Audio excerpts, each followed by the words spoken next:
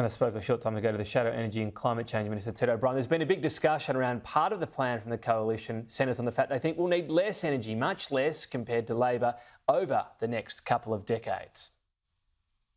I've heard this line from Labor, Tom, through the course of the weekend, from the Treasurer of all people, whose assumption is that with higher energy costs, you will have higher economic growth. I mean, seriously, this is the basis of Labor's criticism of the Coalition's plan. They're not arguing about the fact that their plan is 44% more expensive than ours. Their argument is that with that higher energy costs, they can drive more economic growth. I mean, it just doesn't make sense whatsoever. But if they want to run that line, I'll let them try to explain it.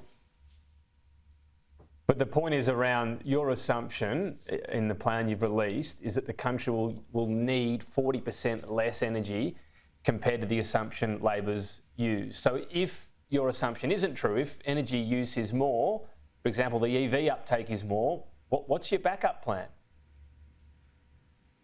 So how the modelling was done by Frontier Economics, Tom, was it used two scenarios based on electricity usage over the years ahead. Both those scenarios came from the market operator.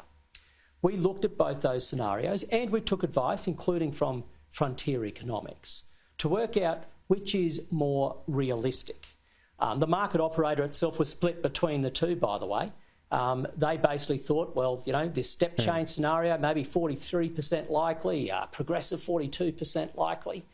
Now, if you look historically, let's say the last 10 years or so, it's been relatively flat in terms of the demand profile. So how much more electricity has been used over the last 10 years? It's been pretty flat in Australia.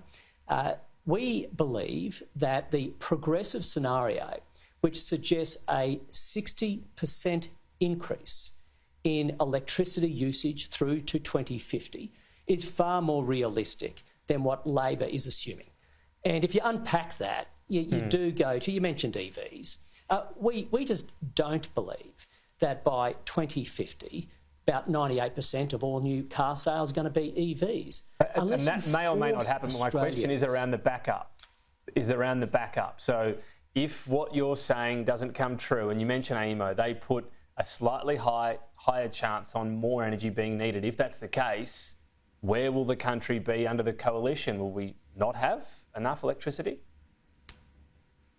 Well, Tom, you might put a hypothetical that actually 98%, you know, what happens if 98% of all vehicle sales by 2050 are EVs? Our view is if you look at the trajectory at the moment of EV sales, that's just not happening. Let's go to another part of what is driving Labor's view of great economic growth. They think that green hydrogen is going to be selling like hotcakes. Despite everything that's happened over the last 2 years with green hydrogen, they are assuming green hydrogen will probably use around about 25% of the electricity that we have today. That's how much is just going to be booming. Nobody in industry agrees with that. And here's the problem. If you accept Labor's pathway and they think they're going to more than double the amount of electricity usage, you overbuild, you overspend. And this is what happens. You start building way too much, way more than's ever needed. Someone's going to have to pay for it. And this is not the only thing that drives their higher costs, but it's a big part of it. So again, the cost difference between Labor's plan and the Coalition plan is 44%. So your plan has renewable energy at 53%. Now, on current trends, including projects in the pipeline, we could get to that by about 2026.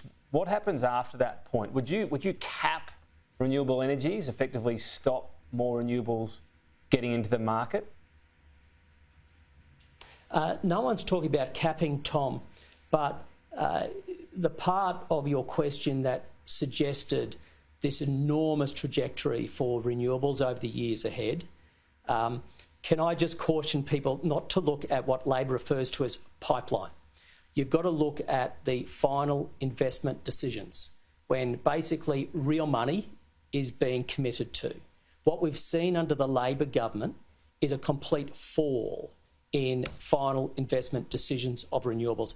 That's why renewables have now got far more support from this government through the capacity investment scheme, because final investment decisions fell through the floor. They're not going to achieve their 82% renewables target. They just won't.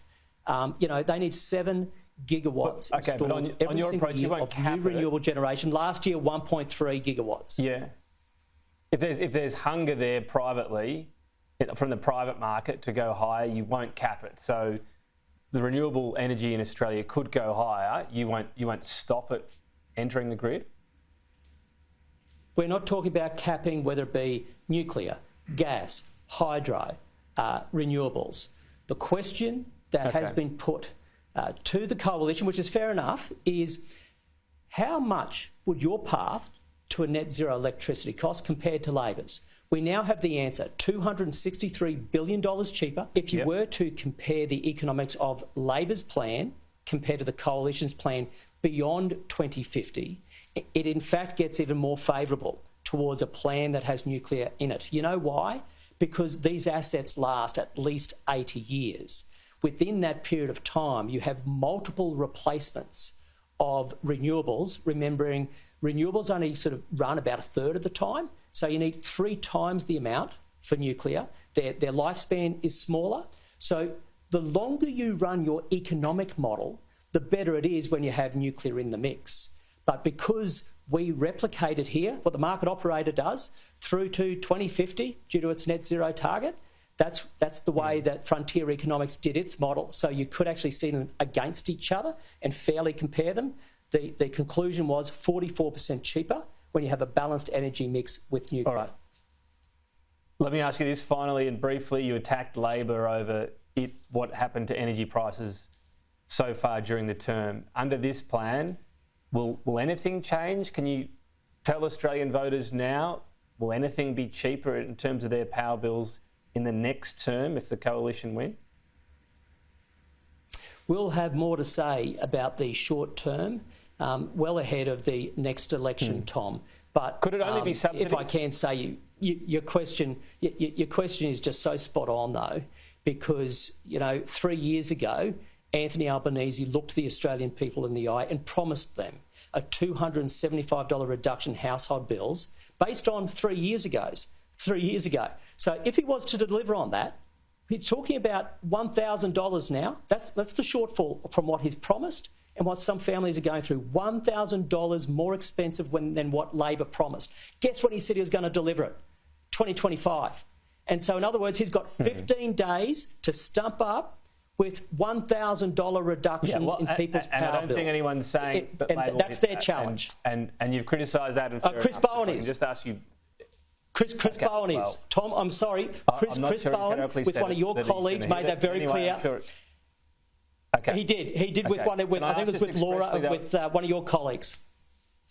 Okay, fair enough. I'll take you on that. But can I just ask expressly about your plans? Nothing in this does anything for the next term. So is the only way to alleviate power bills in the short term, as in one term, through subsidies? So our plan in the short term is, number one, you do not close your baseload power stations prematurely.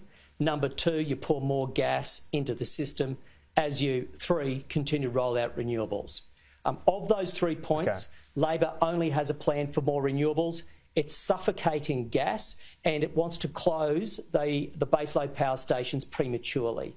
That's the difference, and that is why electricity prices will always be cheaper under a coalition. We'll see the rest of your plan in terms of those prices. Ted O'Brien, appreciate your time today. Thank you. Thanks very much, Tom. All the best.